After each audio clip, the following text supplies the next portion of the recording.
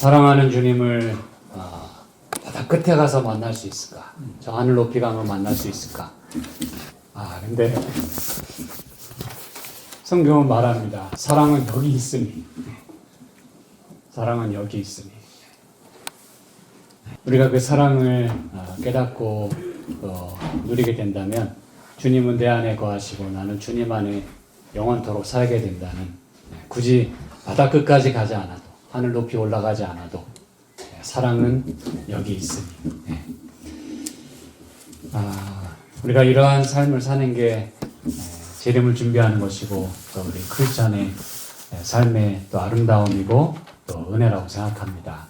오늘 아무쪼록 하나님의 은혜로 여러분이 생명을 단지 유지할 뿐만 아니라 하나님의 사랑 안에 거하고, 우리가 하나님 안에 거하고 하나님이 우리 안에 거하시는 그런 또 우리 하루의 삶, 또 우리 앞으로의 우리의 삶이 되기를 이 서두에 간절히 소망합니다. 저희들이 이 성결과 정결, 어떻게 하면 그런 삶을 살 수 있을까? 어떻게 하나님과의 관계가 회복될 수 있을까? 성령 하나님께서 이 일을 위해서 comes in, 도와주셔요. 그렇죠? 그리고 하나님께서는 우리에게 성령을 또 보내주십니다. 에스겔서 36장에는 이렇게 말씀을 합니다. 여러 나라 가운데서 더럽혀진 이름, 곧 너희가 그들 가운데서 더럽힌 나의 큰 이름을 내가 거룩하게 할지라. 내가 그들의 눈앞에서 너희로 말미암아 나의 거룩함을 나타내리니 내가 여호와인 줄을 여러 나라 사람이 알리라. 내가 너희를 여러 나라 가운데서 인도하여 내고 여러 민족 가운데서 모아 데리고 고국 땅에 들어가서 맑은 물을 너희에게 뿌려서 너희로 정결하게 하되 곧 너희 모든 더러운 것에서와 모든 우상 숭배에서 너희를 정결하게 할 것이며. 여러분, 하나님의 이름이 더럽혀졌다 그랬어요. 그도 그럴 것이 그 하나님 백성이 이방 나라 포로로 잡혀가가지고 그 얼마나 많은 수모를 당했습니까? 그렇죠? 근데 이제 하나님께서 결단을 내리시고 약속하신 대로 백성을 돌이키시겠다고 하셨어요. 예레미야 29장에 있는 그 말씀대로 70년이 차면 내가 다시 불러내겠다. 다니엘이 그걸 깨닫고 하나님께 목숨을 걸고 기도합니다. 사자굴에 들어가는 것까지 불사하고 그냥 기도를 했어요. 그 이야기가 이제 다니엘서 6장과 9장의 이야기입니다. 그러니까 하나님께서 이제는 내가 내 이름을 거룩하게 할 텐데 어떻게 거룩하게 하실 거냐? 내가 그들의 눈앞에서 누구로? 너희로 말미암아 나의 거룩함을 나타내겠다 그랬어요. 이게 하나님의 뜻입니다. 하나님은 우리가 거룩하게 되고 우리를 통해서 그분의 거룩하심을 나타내길 원하세요. 이게 이제 우리 성도의 삶이잖아요. 그렇죠? 내가 너희를 인도하여 내고 고국 땅에 들어가서 맑은 물을 너에게 뿌려서, 여기도 마찬가지예요. 신분의 변화를 가져옵니다. 바벨론의 포로로 갔다가 이제 고국 땅에 들이면서 자유자로 다시 이제 바꿔주세요. 근데 70년이나 바벨론에서 생활하니까 너무너무나 편했어요. 그래서 여러분, 제가 원래는 다 말씀드리려고 다 준비해놨다가 이제 시간상 다 제가 못 드리는 말씀이 많이 있는데, 시편 137편인가요? 거기 보면 바벨론 강가에서 울었다 그랬어요. 그렇죠? 수금을 타면서 우리가 고국 땅에 있었으면 마음껏 하나님 찬양하고 했을 텐데. 근데 항상 울었다 그랬어요. 그러면서 여러분, 그들이 외쳤던 구호가 뭔지 아십니까? Next year in Jerusalem. Next year in Jerusalem. 다음 해는 예루살렘에서. 이거를 그들이 얼마나 많이 노래했는지 몰라요. 속히 고국에 돌아가고 싶은, 고향에 돌아가고 싶은. 근데 이게 한 해, 두 해 지나다 보니까 그 노래가 사라졌어요. 바벨론이 너무 좋아요. 그래서 하나님의 원래의 뜻을 다 잊어버렸고, 하나님이 70년 만에 돌이키겠다고 하는 예레미야 선지자의 말을 까마득하게 잊어버리고 있었어요. 다니엘은 어릴 때 왔으니까 잘 모르잖아요. 소년 때 이 바벨론 궁정에 들어갔잖아요. 그가 뭘 알겠어요. 그래서 말씀 연구하다 보니까 예레미야서에 그게 다 있는 거예요. 내 생각은 내가 안 하니 재앙이 아니라 평안이다. 내가 너희에게 장래와 소망을 주겠다. 이 말씀이 예레미야 29장 10절에 13절에 다 있는 거예요. 그래서 이제 자유자가 됐어요. 근데 오자마자 그 포로 근성이 어디 가겠어요? 그래서 하나님께서 뭐 하시겠다는 겁니까? 맑은 물을 너에게 뿌려서 너희로 정결하게 하겠다 하랬어요. 이제 다시 하나님의 백성 만들어 가시겠다 하랬어요. 근데 우리가 출애굽기에서는 이스라엘 백성을 애굽에서 내오셔가지고는 말씀을 주셨다 했잖아요. 매뉴얼, 그렇죠? 하나님 백성대로 살아갈 수 있는 매뉴얼. 하나님 자녀처럼 살 수 있는 그 살 길을 보여주셨어요. 노예에서 이제 더 이상 노예처럼 살지 말고 이제는 아들처럼 살아라, 딸처럼 살아라. 근데 여기서는 우리가 뭘 보게 되냐면 성령 하나님을 보내주셔서 우리를 이제 청결하게 하시겠다 하겠어요. 맑은 물 다, 더러운 거 다 씻어내고 바벨론 그 때 다 씻어내고 하나님의 정결한 모습으로 이제 더러운 곳에서 모든 우상 숭배에서 너희를 정결하게 하겠다. 그러면서 26절에 또 새 영을 너희 속에 두고, 이게 이제 성령 하나님이십니다. 그렇죠? 하나님은 항상 우리를 새롭게 하기를 원하실 때 말씀을 보내시고 성령 하나님을 보내세요. 왜냐하면 그 방법밖에 없어요. 달리 방법이 없어요. 새 마음을 너에게 주되 너희 육신에서 굳은 마음을 제거하고 부드러운 마음을 줄 것이며. 육신에서 굳은 마음이 다 굳어졌어요. 바벨론에서는 그들은 편하거든요. 근데 하나님 입장에서 볼 때는 그들 마음이, 하나님께 향한 마음이 다 굳어졌어요. 이게 뭐가 들어갈 틈이 없어. 또 내 영을 너희 속에 두어. 이게 하나님 마음입니다. 우리 안에 거하시기를 원하시는 거죠. 내가 주 안에, 주가 내 안에. 포도나무 가지도 내가 그 안에, 그가 내 안에. 그렇죠? 그러면서 너희로 내 율례를 행하게 하리니. 결과적으로는 말씀으로 살아가도록 하나님이 이끄신다는 것입니다. 성령 하나님을 통해서 말씀으로. 왜냐하면 말씀밖에는 답이 없기 때문에 그렇습니다. 내가 내 규례를 지켜 행할지라. 내가 너희 조상들에게 준 땅에서 너희가 거주하면서 내 백성이 되고 나는 너희 하나님이 되리라. 이게 하나님의 최종 목표입니다. 왜냐하면 하나님 백성이어야 하나님 데려가실 거 아니에요. 자기 백성을. 그렇죠? 네. 이 표현은 어디나 나옵니다, 여러분. 왜냐하면 하나님의 그 목적이 그렇기 때문에 그래요. 이렇게 하시는 이유가 뭐냐? 하나님 백성 만들기 위해서, 하나님 사람 만들기 위해서, 닮은 꼴 만들기 위해서. 이 언약이 회복되는 거거든요. 하나님과 우리 사이에. 그래서 여러분, 이 영을 우리에게 보내주신다고 그랬는데, 그럼 이 성령께서는 오셔서 뭐 하시냐 이거예요. 우리와 뭐 하시겠어요? 하나님이 성령을 보내셔. 그러면 그 성령님은 우리와 뭐 하실까요? 창세기 6장 3절에 보면 이제 노아 때에 홍수를 내리시기 직전에 하나님이 노아를 통해서 이런 말씀을 하십니다. 죄악이 관영하고 뭐 그냥 하나님의 아들들이 사람의 딸들과 막 하고 그건 제가 이제 오늘 설명드릴 시간이 없어요. 어쨌든 하나님의 백성이 그냥 그 하나님 믿지 않는 사람들과 그냥 막 난잡하게 섞였다는 뜻이에요. 여호와께서 이르시되 나의 영이 영원히 사람과 함께하지 아니하리니 이는 그들이 육신이 됩니다. 혹은 육체가 됩니다. 그러나 그들의 날은 120년이 되리라. 이 말씀 여러분 잘 이해하고 계십니까? 나의 영이 영원히 사람과 함께하지 않겠다. 아니 성령을 뭐 보내주신다면서요. 그렇죠? 근데 왜 영원히 함께하지 않는다고 이렇게 얘기를 하셨을까요? 네, 믿지 않는 자와 함께할 때. 그렇죠? 적어도 이 사람들, 이 당대에 살았던 사람들은 시간이 좀 지나면 멸망할 거였어요. 그래서 하나님은 멸망하지 말라고 방주를 짓고 들어오라고 초청을 하셨어요. 그냥 하나님은 다 내다보시는 거예요. 이 백성들이 이 창세기 6장에 보면 아주 그냥 죄악이 풀로 찼다고 했어요. 성경은 항상 죄악의 잔이 차면 하나님께서 벌을 주십니다. 왜냐하면 그대로 놔뒀다가는 다 망가지기 때문에 그래요. 그들도 망가지고 그것 때문에 하나님 백성도 망가지고 그래서 죄악의 잔이 차면 하나님이 스탑시키시는 거예요. 그러나 찰 때까지도 기다리셔. 왜? 돌아올 찬스를 주셔야 되니까. 그런데 이들의 죄악의 잔은 풀로 찼다고 그랬어요. 하나님 내다보시는 거예요.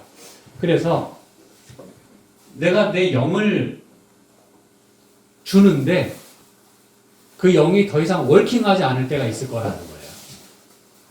그래서 120년이 지나면 그들은 하나님의 영과 어떻게 뭐 할 수가 없어요. 그냥 멸망당할 것이기 때문에. 왜냐하면 그들이 육신이 됨이라 해서 육체. 여기서 육체가 된다는 뜻은 뭐 우리가 육체 없이 살아요? 하나님의 영을 더 이상 받아들일 수 없는 굳은 마음을 가지고 그렇게 산다는 뜻입니다. 그냥 나로서 내가 하나님의 영과 교통하고 하나님의 사람으로 살아가는 게 아니라 그냥 내가 지금 사는 대로 내가 살 거야. 이게 이제 여기서 육체가 된다는 뜻이에요.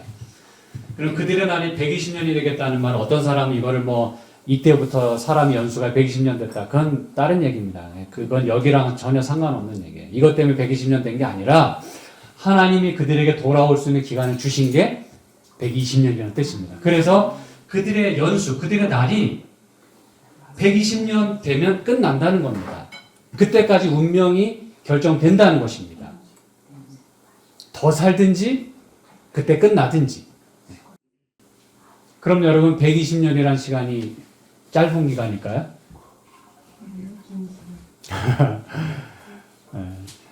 우리가 일평생 살 수 있는 기간보다 더 많은 시간을 하나님은 우리에게 기회를 주세요. 돌아오도록. 노아를 통해서 계속 설교하셨어요. 하나님께 돌아와라. 여러분 120년이라는 시간은요. 성경에 그 12라고 하는 넘버는 full number예요. full number. 완전한 것도 약간 느낌이 달라요. 꽉 찬 수입니다. 그럼 이게 무슨 얘기냐? 하나님이 인간에게 주실 수 있는 자비의 맥시멈을 주셨다는 뜻이에요. 이 이상 인간에게 은혜의 기간을 더 이상 주실 수 없는 그만큼의 길이를 우리에게 주셨다는 뜻입니다. 기다릴 수 있는 만큼 기다리셨어요. 하나님은 오래 참으시는 분이기 때문에. 그렇죠? 그러면 그 120년이라는 시간, 문자적으로도 어마어마한 긴 시간이지만 하나님이 우리에게 인간에게 주실 수 있는 최대한의 기간을 우리에게 주셨는데 그동안 성령이 뭐 한다고요? 우리와 함께하지 않는다고요? 그동안? 이게 그 얘기예요? 영원히 사람과 함께하지 않는다는 뜻은 그들이 120년이 지나면 더 이상 함께할 수 없다는 뜻이지 120년 동안 말 안 들으니까 내가 너에게 영 안 보내줄 거야. 이게 그 얘기예요? 전혀 반대잖아요.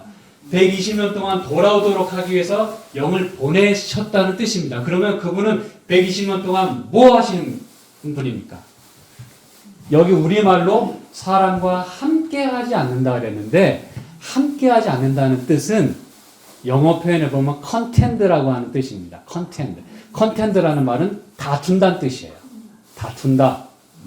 무슨 뜻이라고요? 다툰다. 그럼 성령께서 우리와 다투시면 되겠어요? 근데 여러분, 성령께서 우리와 다투시는 것을 고맙게 여기시기 바랍니다. 그게 무슨 얘기냐면 성령께서는 우리를 계속 괴롭히죠. 계속 찌르셔 이렇게. 내가 양심의 가책을 계속 느끼고 이러면 안 되는데 이런 생각을 계속 갖도록 계속 우리를 자극시키세요. 좀 지금은 말고요. 그래도 해야 돼. 끊임없이 나랑 스트러글링 하고 계세요. 그때가 여러분 은혜의 기간인 줄 믿으시기 바랍니다. 그렇게 되지 않으면 끝이에요. 더 이상 사람과 함께하지 않게 됩니다. 은혜의 시간이 끝나면 더 이상 성령은 우리와 함께 하실 수가 없어요. 우리에게서 떠나십니다. 그래서 하나님의 성령은 지금 우리에게 주어진 이 은혜의 시간 동안에 우리를 끊임없이 건드리세요. 끊임없이. 얼마나 감사한 분입니까, 여러분? 여러분이 성령과 싸우지 않으시면 둘 중에 하나겠죠. 완전히 거절했든지 성령에게 굴복했든지.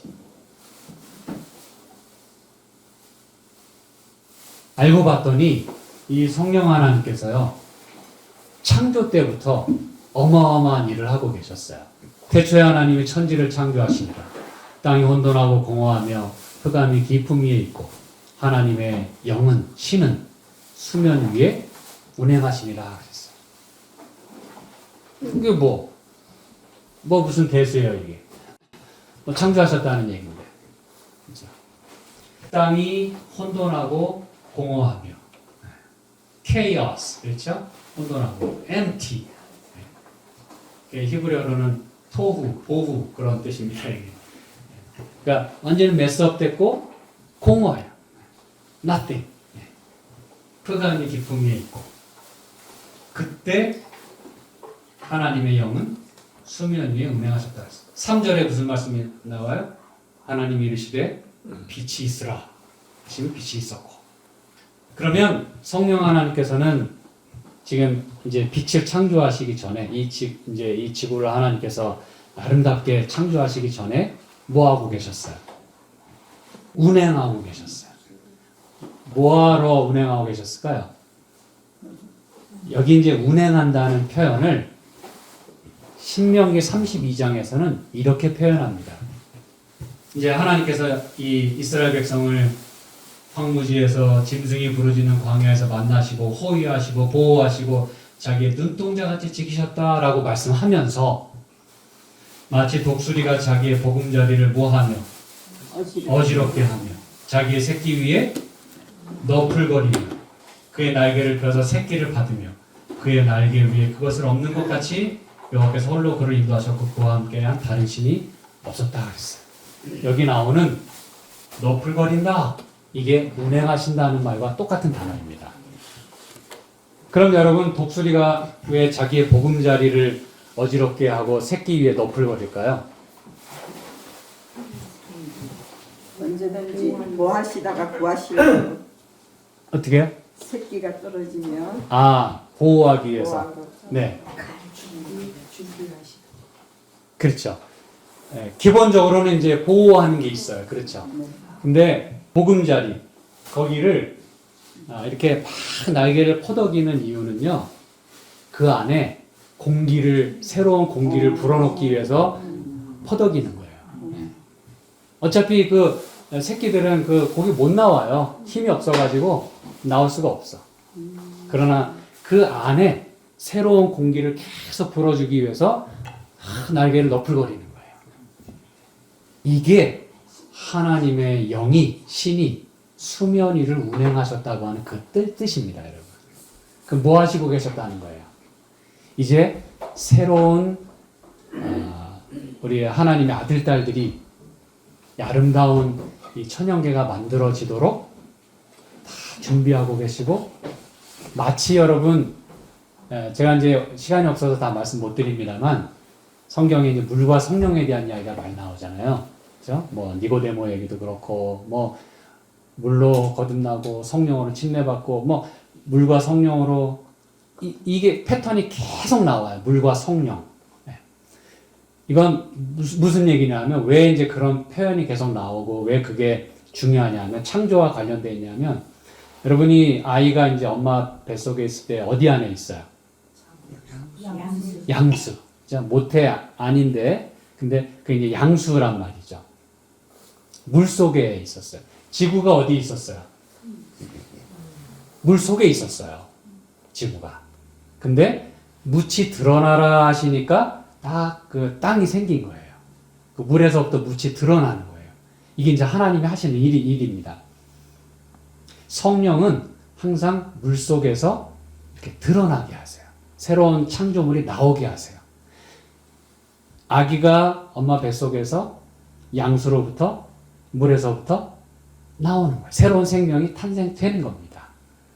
지금 하나님의 성령께서는 아름다운 지구, 하나님께서 만드신 그 뷰티풀한 아름다운 지구의 창조를 지금 하고 계시는 거예요.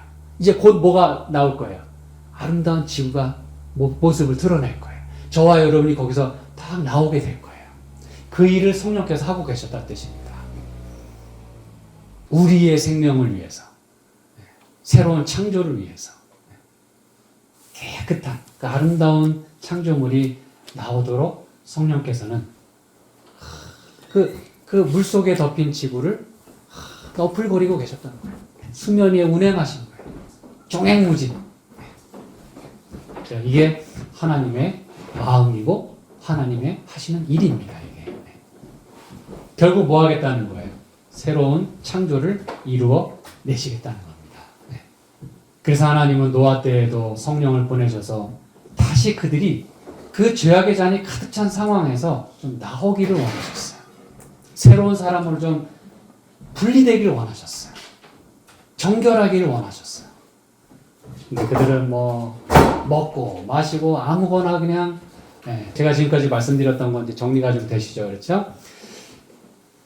그러면 이렇게 성령께서 우리를 위해서 역사하시고 일하고 계시고 이제 우리와 함께 다투셔야 되잖아요, 그렇죠? 우리와 함께 씨름하면서 우리를 하나님 사람 만들어 가셔야 되잖아요. 그러면 성령께서 역사하시고 우리 안에 거하시고 해서 만들어지는 열매는 무엇일까요? 여러분 잘 알고 계시는 갈라디아서 5장 22절 23절 같이 읽어볼까요?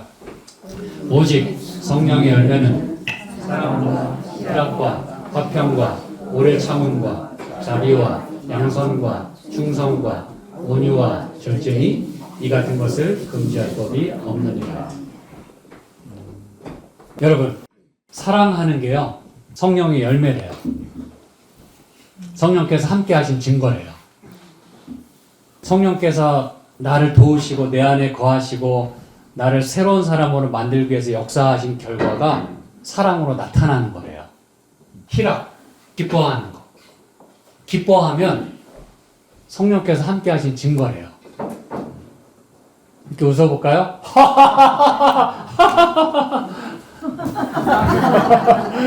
네. 어디 기쁘십니까? 네. 성령께서 함께 하시는 거예요. 화평. 여러분, 아무리 신앙 좋아도요, 불화한 관계 속에서 사시면 그건 성령께서 함께 하시지 않는 때입니다. 그리고 그게 지속되면 내 마음이 굳어지게 돼 있어요. 그럼 성령이 어떻게 하실 수가 없어요. 이 굳어진 마음. 내가 오픈하지 않으면 성령께서 어떻게 뭐 하실 수가 없어요. 우리의 자유의지를 존중하시기 때문에. 오래 참음. 이거 쉬운 거 아니죠. 오래 참음. 자비, 양선, 충성. 충성이란 말은 여러분 우리가 흔히 이렇게 막 충성한다 그런 것만 생각하시는데 이 충성이란 단어가 faith라는 단어예요. 믿음이란 단어입니다. pistis. 그러니까 우리가 하나님을 믿는다고 할 때는 하나님께 충성한다는 걸 말하는 거예요. 충성, 온유와 절제, 온유한 것, 절제. 여러분이 절제하는 삶을 사셔도 성령께서 함께 하시는 거예요. 이거 보는 거 절제하고 또 먹는 거 절제하고 말하는 것도 절제하고 절제하면 하나님의 성령이 함께 하시는 거예요. 근데 여러분 잘 들으세요. 하나님의 성령께서 이렇게 우리에게 역사하셔서 이러한 것들이 우리에게서 드러나게 될 때 성령이 함께 하시는 건데, 그렇죠? 성령과 교제하고. 근데 그럼 성령 충만은 뭘까요?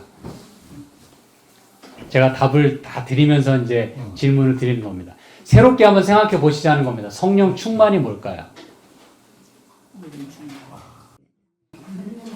이렇게 막 보면 막 거룩하게 보이고, 찔르면, 형제요.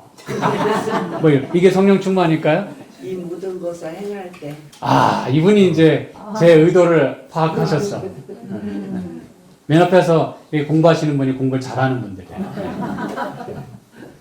여러분 성령 충만이라는 게 이게 하나하나 나에게서 보여질 때 이 모든 게 다 내 안에서 보여지게 될 때 그게 성령 충만입니다, 여러분. 어렵지 않잖아요. 이렇게 사는 게 쉽다는 얘기가 아니라 성령 충만, 뭐가 성령 충만이냐? 뭐라고 대답하시겠습니까, 여러분? 뭐가 성령 충만이에요? 사랑, 희락, 화평, 오래 참음, 자비, 양선, 충성, 온유와 절제.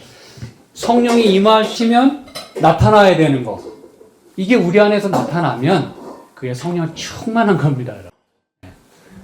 하나님께서는 우리가 이러한 성령 충만의 삶, 그렇죠? 성령으로 인해서 새로운 삶을 계속해서 살아나기를 원하시는 거예요. 제가 이제 마지막으로 이른비와 늦은비에 대한 말씀을 간단히 좀 드리도록 하겠습니다. 실물교훈 61쪽에 보면 야고보서 5장 7절에 있는 말씀 같이 볼게요. 여기에만 같이 읽겠습니다. 농부가 땅에서 나는 귀한 열매를 바라고 이리 참아 이른비와 늦은비를 기다리나니 그랬어요. 여러분, 이른비 제가 뭐 충분히 설명드릴 시간이 없어요. 그냥 제가 딱딱딱 얘기만 하겠습니다. 이른비는 뭐 하기 위해서 내리는 비입니까? 이 특히 팔레스틴 지역에 이게 가을에 내리는 비거든요. 가을에 우리와는 이게 저 기후라든지 이 달이 이제 좀 반대 개념입니다. 팔레스틴은 이른비는 보통 뭐 가을에 뭐 9월에서 11월 사이에 내리거든요. 그때 내리는 비는 왜 내리는 겁니까? 일단 첫째는 질문하면 시간이 많이 가니까 제가 말씀드릴게요. 첫째는 비라고 하는 거는 팔레스틴 지역에서는 생명수입니다, 여러분. 달리 물이 어디 얻을 방법이 없어요. 그래서 하늘에서 내리는 비 아니면 그들은 살 수가 없습니다. 그래서 하나님이 비를 내리시거든요. 근데 그 내리는 비로 말미암아 또 먹고 살아야 되니까 곡식을 이제 기르도록 하셨는데 그 이른 비는 먼저 땅을 경작하는 겁니다. 그리고 씨를 뿌려요. 자, 그 여름 내내 바싹 마른 그 땅에 씨 뿌릴 수 있어요, 없어요?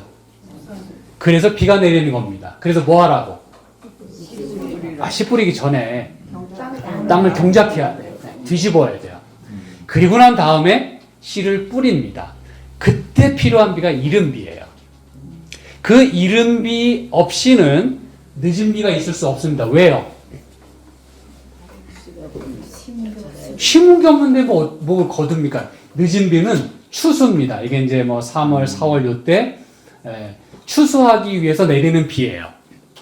그러면 추수하기 위해서 왜 비가 내립니까? 곡식을 뭐하게 하기 위해서? 완전히 익어버리게 하기 위해서. 햇빛과 비 이거 하면서 그냥 곡식이 아주 영글영글되게. 그래서 추수할 수 있게 말이죠. 근데 이른 비 때 밭도 안 갈고 씨도 안 뿌렸는데 늦은 비 내려봐야 아무 소용이 없어요. 추수할 게 없어요. 그래서 여러분 우리가 이른 비와 늦은 비를 받아야 된다는 겁니다. 그러면 늦은 비 성령은 이제 지금도 뭐 내리실 수도 있어요. 우리가 모를 뿐입니다. 우리가 모를 뿐이지 받는 사람들은 알아요. 기쁨이 넘치고 충성하고 막 자비하고 그러면 그 사람은 뭐 한 사람이에요? 성령 받은 사람이에요. 성령 충만한 사람은 늦은 비 성령을 받는 사람입니다, 여러분.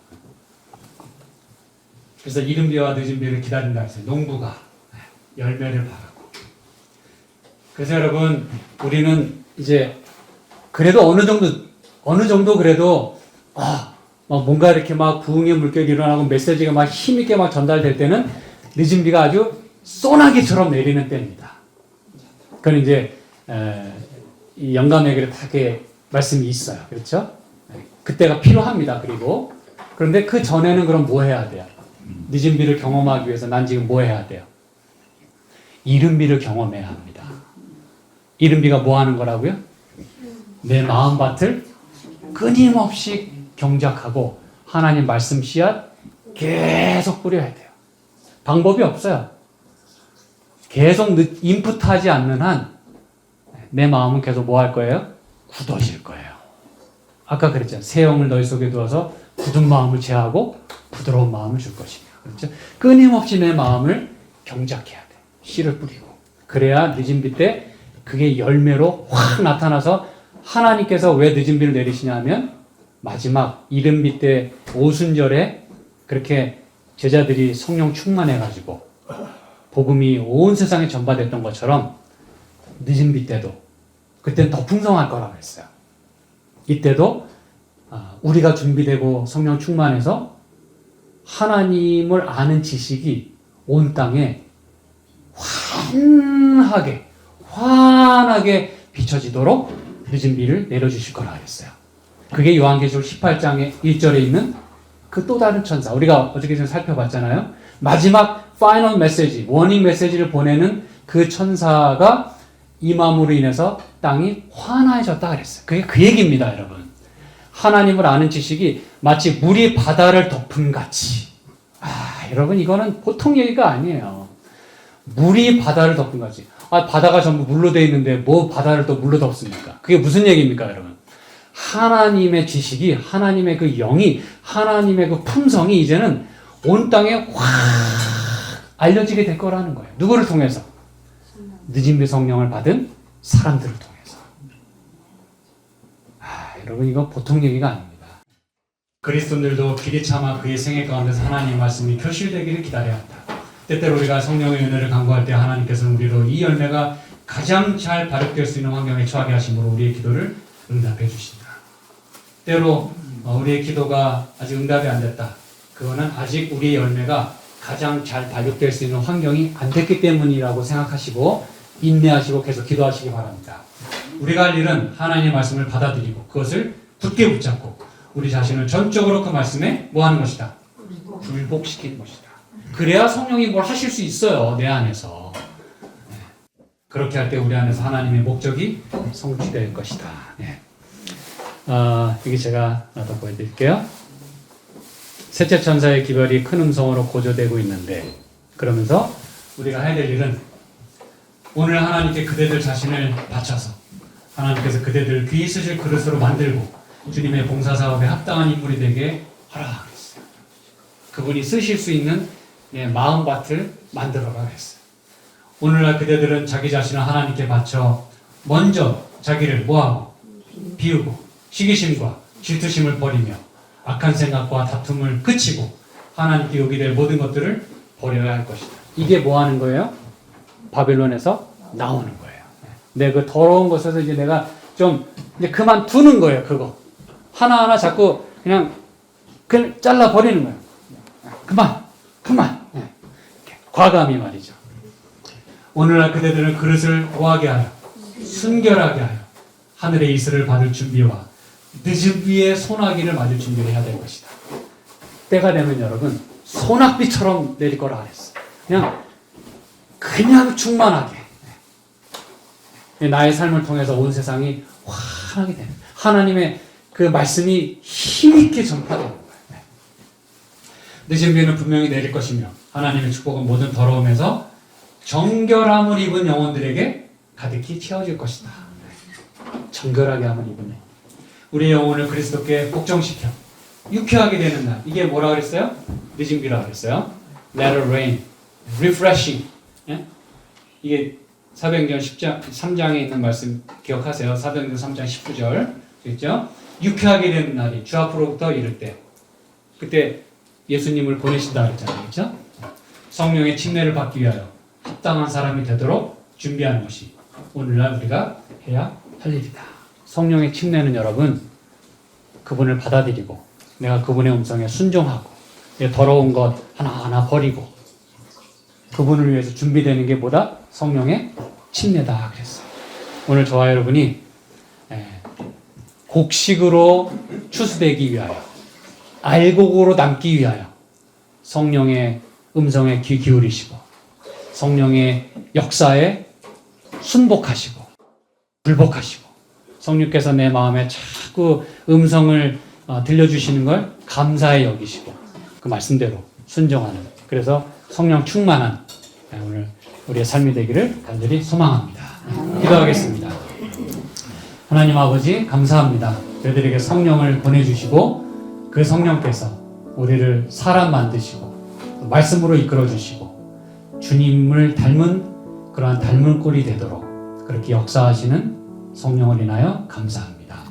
오늘 그 음성에 그분의 그 역사에 그분의 그 나를 자꾸 괴롭히시는 나를 자꾸 자극하시는 내 본성에 거스르는 그러한 하나님의 말씀에 오늘 내가 귀 기울이고 순종할 수 있도록 축복하여 주시옵소서. 아멘. 이제 주신 음식 또 저희가 감사히 먹겠사오니 하루를 힘있게 살고 또 이 음식을 위하여 봉사한 당신의 종들의 손을 복되게 하시고 건강하게 하여 주시옵소서. 예수님의 이름으로 기도합니다. 아멘.